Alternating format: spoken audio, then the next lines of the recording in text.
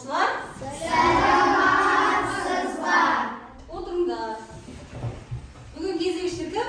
Мұхаммед. Кім келген жоқ? Бәрі бар. Барлығымыз бар екенбіз. Жақсы, отыра қойып.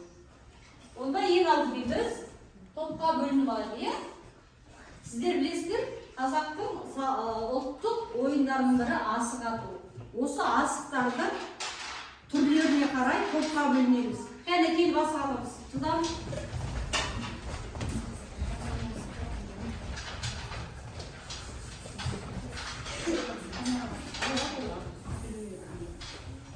Ал осы асықтың түрлері бойынша бөліне қаламыз.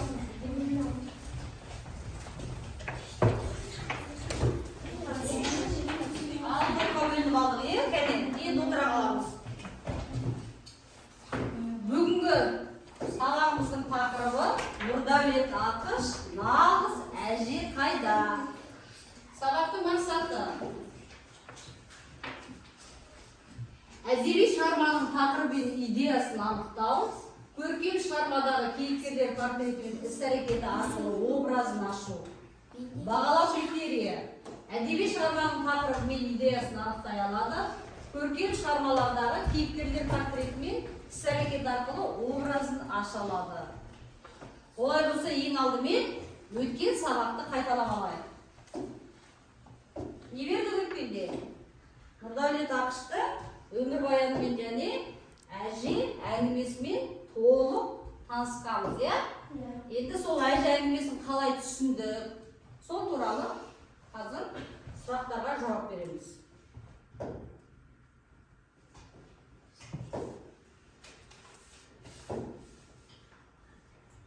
Жақсы. Бірінші сұрақ. Қораптардағы жасырынған сұрақтарға жауап берейік дейді. Қазір. Нұрдәулет Ақыш қайда туған? Шығыс Қазақстан облысы Тарбағатай ауданы Маңырақ ауылында 1920 жылы дүниеге келген. Өте дұрыс, жақсы. Келесі сұрақ. Әңгіме кейіпкерлерін ата. Азат, Балқыз, Райхан, Аян, әже, жолдас. Жақсы. Келесі сұрақ. Аян мен Райхан ата-анасының аты кім дейді? Ата-анасының аты кім? Азат, Балқыз. Дұрыс, өте жақсы. Азат, Балқыз. Келесі сұрақ. Кімнің үйіне қонаққа барады? Жолдастың үйіне барады. Келесі сұрақ. Әкесі қандай ертегілер айтып береді, Әмина? Ертөсті, құйыршық, түлкі мен тазы. Өте жақсы, иә? Олай болса, әңгімені біз толық түсініп оқыған екенбіз. Әрі қарай сабағымызды жалғастырамыз.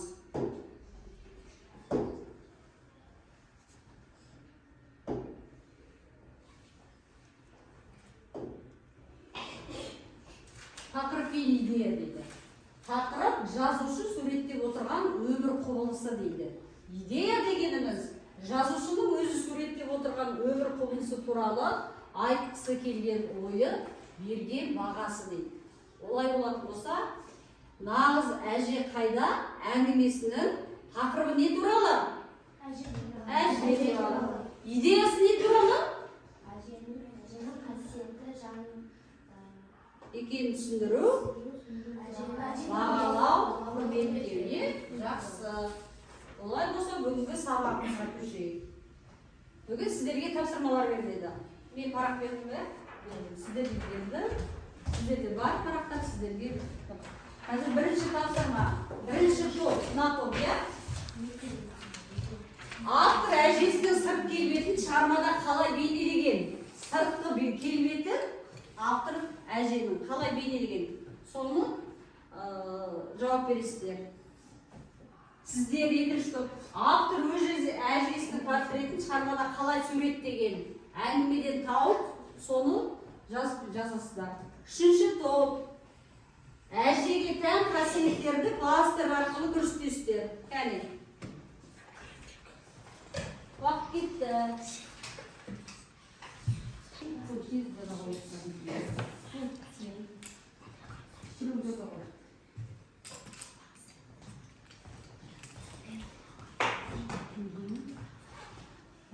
жақсы емес пе ондай?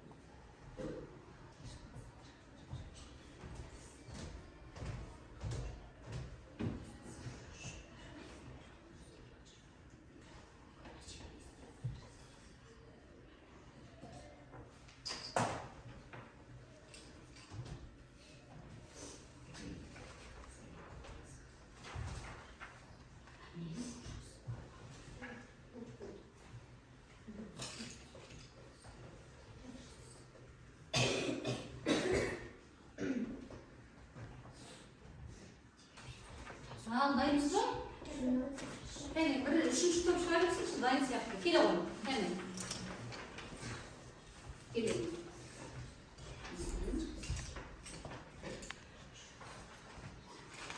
Кәне, бұлай. Өздерде әжеге тән қасиеттерді жазып шығу керек. Ал, әже дана, әже қамқоршы, әже иман жүзді, әже сыпайы, әже ақылды, әже мықты, әже көркем, әже мейірімді, әже ақсүйгіш, әже әдемі. өте жақсы орындап топ. Барлық әжеге тән қасиеттерді жазып шыққан. Өте тамаша, отыра ғой. Келесі қай топ? Келесі топ шыға береміз кәне.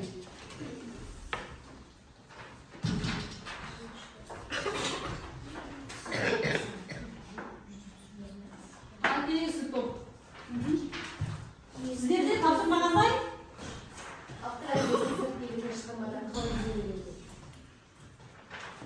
Автор әжесінің портретін шығармада сырт келбетін шығармада қалай бейнелеген? Сол күні өзі жем түсіне кіріпті. Осыдан 30 жыл бұрынғы қалпында басында әпақ кимешек бар екен деймін. Ескі марқамен ыңылдап ән айтты болып ұшып иіп отыр.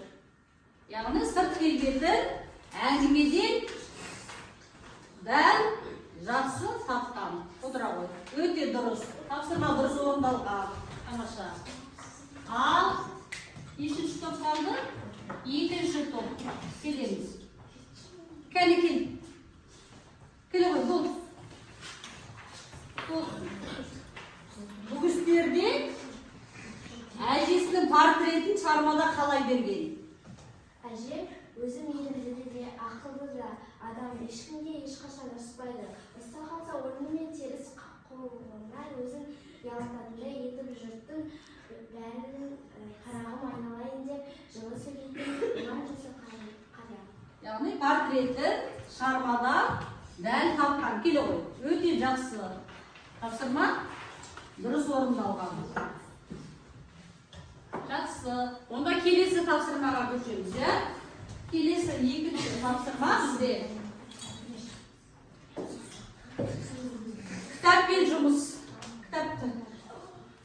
Кітапта қарамай қойып, біздерде тақтада берілген. Қараңыз.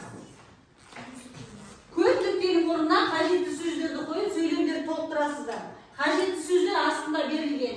Осы сөздердің қайсысы мына нүктенің орны болып? Мақсатым өз қыздарыма өз әжем сияқты нағыз қазақы кейіптегі кейуананы көрсету еді. Ондағы ойым әже деген жарықтықтың анау-мынау қарапайым адам емес, былайғы жұрттан өзгеше ардақты қасиетті жан екенін сәбилер шын көңілмен сезінсін, оларды не үшін құрметтеу керегін түсіне білсе деген ниет. сол түні өз әжем түсіме кіріпті. Осыдан 30 жыл бұрынғы қалпы басында ақ кимешегі бар екен деймін. Ескі мақаммен ыңылдап ән айтты, ұшы иіріп отыр. Мен болсам әжемнің бүйіріне басымды тығып, еш алаңсыз еріпші жеп отыр. Өте жақсы, қажетті сөздерді орнына дұрыс қойған. Өте жақсы тапсырма, дұрыс орындаған. Келесі топ, кәне. Сол жерде айта берейікші, оқи берейік сөзімізді. Кәне.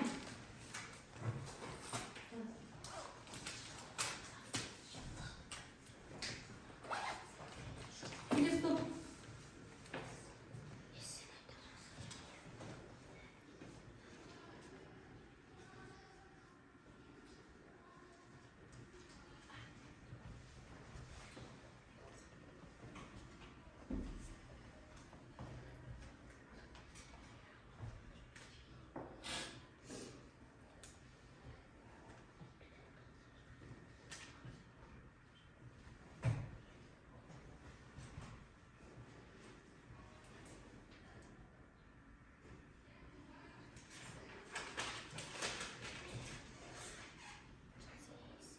Не? Оқи қой.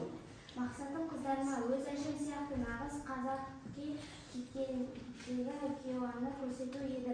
Ондағы ойым әже деген жарықтың анау-мынау қарапайым адам емес, былайғы жұрттан өзгеше ардақты да қасиетті де жан екенін сәбилер шын көңілмен сезінсіз оларды не үшін құрметтеу керегін түсіне білсін деген ниет. Сол түні өз мақаммен түсіне кіріпті. Ескі кимешегі ыңылдап ән айтып ұшық иіріп отыр. Мен болсам әжемнің бүйіріне басымды тығып, еш алаңсыз ірімшік жеп жатыр екенмін. Жақсы, бір сөз қате кетті бұл жерде. Мақаммен дегенді дұрыс қолданған жоқсыз. Жақсы. Дегенмен де жақсы, басқа сөздер орнына дұрыс қойылды. Келесі тапсырма. Менің ақ әжем тақырыбында эссе жазамыз. Кәне, әр сол. Кәне, эссе жазамыз. Жазамыз, жаз.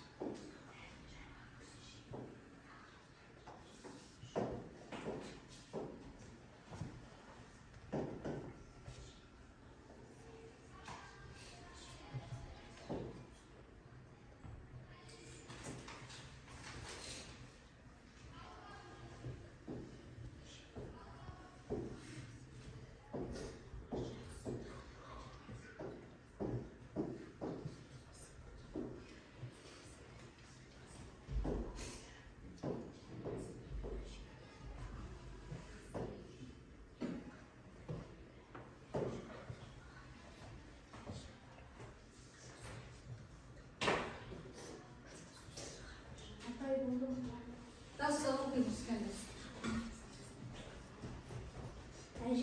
Әже деген қамқор, мейірімді, иманжүзді, мықты, сыпайы, әдемі болу қажет. Менің әжем сондай әдемі. Менің әжем бос болғанда қылық жасап береді. Менің әжем әлемдегі ең керемет әже. Әжемді қатты жақсы көреді. Әжем әрдайым мені қолдайды. Әжемізді бағалайық. Әжем мені тәртіпті, білімді, ақылы болуымды тілейді. Жақсы отыра ғой, өте жақсы жазды. Келесі топ, сөзі жоқ қой. Әже өзі мейірімді де ақылды адам. Әжені құрметтеу керек. Ол қымбат адам. Әже туған ананың анасы. Әже ақкөңіл, иманжүзді, дана, ақылды адам. Келбеті жарқырап жүреді. Менің әжем сондай қамқор адам. Менің қамымды мені ойлап жүреді. Осындай әжем барына қуанамын. Ол өзінің жылы сөздерімен мені еркелетіп отырады. Әжем өзінің зейнет ақысына тәттілер алып береді. Менің әжем мен үшін қымбат адам. Өте жақсы. Келесі топ оқы. Ағашым, менің әжем өте мейірімді. Әжем маған өзінің білетін ақылдарын еркелетіп береді. Мен әжемнің баласымын. Әжеммен бірге қыдырамын, кемеге барамын, маған ақша береді. Маған анам ұрысса болды бірден қорғай бастайды.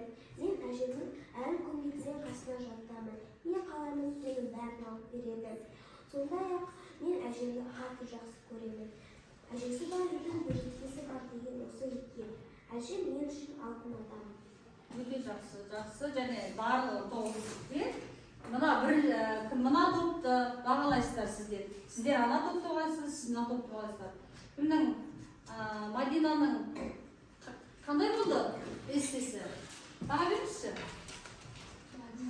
Мадинаның эссесі өте көркем және ажарлы болды. Жақсы болды, иә? Жақсы. Келесі топқа баға беріңізші. Аярудың эссесі қалай болды? Эссесі әже туралы эссені әдеби көркем түрде көрсетті. Әдеби көркем тілде жазылған екен, иә? Келесі. Мына Аяру, мына жақта. Кімнің Назымның эссесі қандай болды? Әже туралы эссені нағыз әже әңгімесімен байланыстырып өте жақсы жазған. Өте жақсы, иә? Жақсы. Келесі, олай болса үй жұмысын мен айтып кетейін. Қазір үй жұмысына әже туралы 5 жолды өлең жазамыз. Мен сіздерге стикерлер бердім ғой не? Соға бүгінгі сабақ қалай болды, соны қорытындысын жазып, өз ұсыныстарыңызды жазасыздар да анда бересіз.